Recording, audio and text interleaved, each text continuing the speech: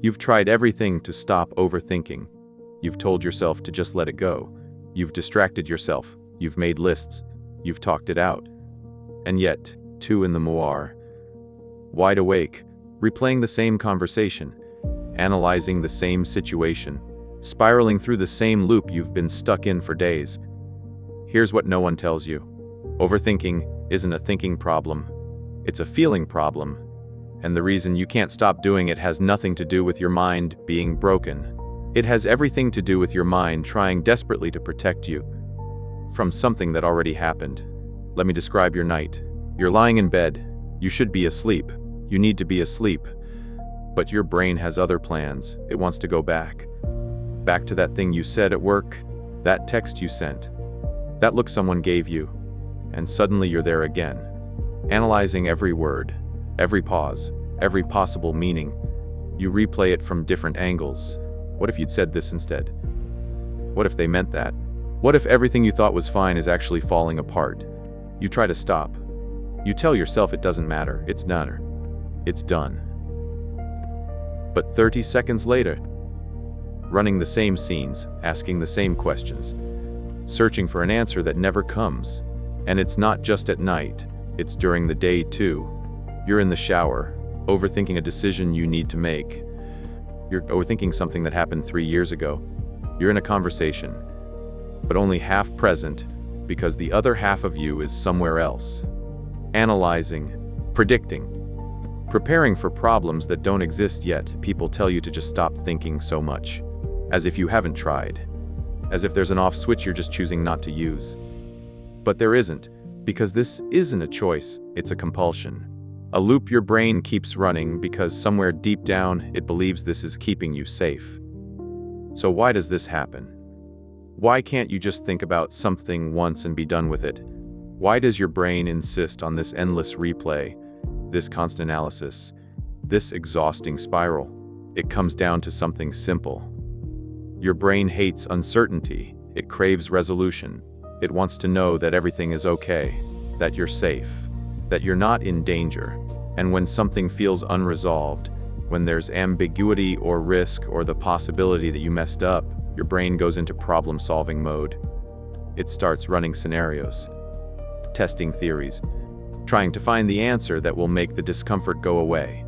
Overthinking feels productive. That's the trap. It feels like you're doing something.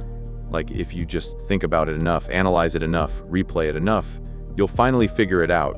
You'll find the clarity, the certainty, the proof that everything is fine or the solution to fix it. But here's what actually happens.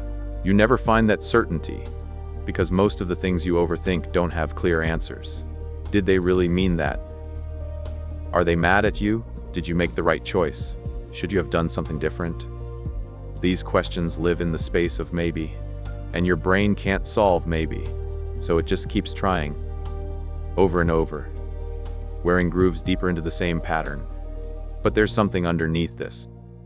Something that explains your brain is so desperate for certainty in the first place. And it's this. Overthinking is not about the situation you're analyzing. It's about the feeling you're trying to avoid. Let me explain. When something uncertain happens, when you don't know if you said the right thing or made the right choice, or if someone is upset with you, a feeling arises. Anxiety, discomfort, fear, vulnerability. And that feeling is painful. Your nervous system doesn't like it. So your brain offers you a deal. If you think about this hard enough, if you analyze it thoroughly enough, maybe you can think your way out of the feeling. Maybe you can find the thought that makes it go away. This is the core of it. Overthinking is an avoidance strategy. You're not actually trying to solve the problem. You're trying to escape the discomfort of not knowing, of not being in control, of being vulnerable to outcomes you can't predict. And because thinking feels like doing something, it creates the illusion of control. It tricks you into believing that you're handling it, that you're being responsible, prepared. But really, you're just running from a feeling. And the more you run, the more the feeling chases you. The more you think, the more anxious you become. The loop tightens. And here's what this does to your life. It steals your presence. You're never fully here, never fully in the moment, because part of you is always somewhere else. In the past, analyzing what happened. In the future, worrying about what might happen. You miss the conversation in front of you because you're replaying the one from yesterday. You miss the beauty of right now because you're catastrophizing about tomorrow. People talk to you and you nod, but you're not really listening. You're in your head, always in your head. It also steals your energy. Overthinking is exhausting. It's like running on a treadmill that never stops. Your brain is constantly burning through your mental resources, and you have nothing to show for it. No solutions, no peace, just fatigue. You wake up tired because you didn't really rest. You go to bed tired because you've been thinking all day. And the cruel irony is that the more exhausted you become, the harder it is to regulate your emotions, which means you overthink even more. The self feeds itself. And maybe the worst part, it erodes your confidence. Because when you overthink everything, you start to believe that you can't trust yourself, that your instincts are wrong, that you need to analyze every tiny detail before you can move forward. So you second-guess yourself constantly. You doubt your choices. You hesitate when you should act. You ask for reassurance from others because you've lost faith in your own judgment. And slowly, you start to feel like you're not capable of handling life. Like you need to think your way through every single moment just to survive. But here's the shift. The moment you realize that overthinking is not a thinking problem, it's a feeling problem, everything changes. Because you stop trying to think your way out. You stop searching for the perfect thought, the right answer, the certainty will finally let you rest. And you start doing something different. You start feeling the feeling. You stop running. Here's the truth. The discomfort you're trying to avoid by overthinking, it's not dangerous. It's just uncomfortable. Not knowing if you said the right thing is uncomfortable. Not being able to control what someone thinks of you is uncomfortable. Not having all the answers is uncomfortable. But uncomfortable is not the same as unsafe. Your nervous system might be screaming that this is a crisis, but it's not. It's just uncertainty. And uncertainty is a normal part of being human. You don't need to solve it. You just need to tolerate it. When you stop trying to think your way to certainty and instead allow yourself to sit with the discomfort of not knowing, something amazing happens. The feeling passes. Not because you figured it out, but because feelings always pass. That's what they do. They rise, they peak, they fade. But only if you let them move through you. When you overthink, you're blocking the feeling. You're keeping it alive by feeding it with attention and analysis. But when you stop, when you just let yourself feel anxious or uncertain or vulnerable without trying to fix it, the energy has nowhere to go but through. And then it's gone. This doesn't mean you never think about things. It doesn't mean you become careless or impulsive. It means you learn the difference between productive thinking and overthinking. Productive thinking has a purpose. It moves you forward. It helps you make a decision or solve a problem or understand something new. Overthinking goes in circles. It rehashes the same stuff. It asks questions that have no answers. And when you catch yourself doing that, you can choose differently. So what do you actually do? How do you break this cycle? Let me give you 3 simple steps. First, name the loop. The moment you notice you're overthinking, say it out loud or in your head. I'm overthinking right now. I'm in the loop. Just naming it creates distance. It reminds you that you are not your thoughts. You are the person observing your thoughts.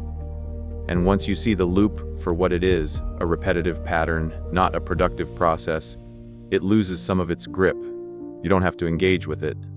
You can just notice it and let it be. Second, ask yourself one question. Is there anything I can do about this right now? Not eventually. Not someday. If the answer is yes, do it. Send the text, make the call, make the decision, take the action, and then let it go. If the answer is no, and most of the time it is, then your job is not to keep thinking. Your job is to let yourself feel the discomfort of not being able to do anything. Breathe into it. Notice where it lives in your body, your chest, your stomach, your throat, and just be with it. Don't try to make it go away. Just acknowledge it. This is uncomfortable, and I can handle uncomfortable. Third, redirect your attention, not as a distraction, as a choice. Once you've named the loop and acknowledged the feeling, gently bring your attention back to the present moment. What can you see right now? What can you hear? If you're washing dishes, feel the water. If you're walking, notice your feet on the ground. If you're with someone, actually listen to them. This is not about escaping, it's about practicing presence. And every time you bring yourself back, you're training your brain that it's safe to be here, that you don't need to live in your head, that the present moment is enough. Here's the thing, you're not going to stop overthinking overnight. This is a pattern you've been practicing for years, maybe your whole life, and patterns take time to change. But every single time you catch the loop, name it, feel the feeling, and come back to the present, you're weakening the pattern. You're showing your brain that there's another way. A way that doesn't require you to have all the answers. A way that lets you be uncertain and still be okay. The truth is, life is uncertain. People are unpredictable.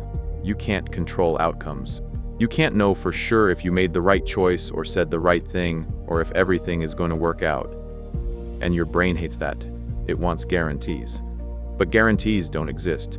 And then the more you try your way to certainty, the more you suffer, the more you miss, the more you lose yourself in a mental prison of your own making. But here's what you can do. You can trust yourself to handle whatever comes. Not because you've thought through every possibility, but because you've survived everything up until now.